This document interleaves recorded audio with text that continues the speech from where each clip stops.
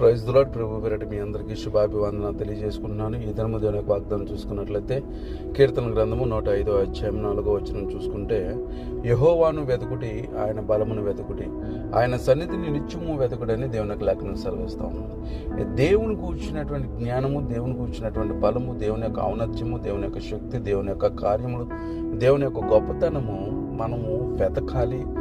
దేవుని యొక్క శక్తి ఏంటో మనం అనుభవించాలి. దేవునిలో మనకున్నటువంటి విధి విధానం ఏంటో తెలుసుకోగలగాలి.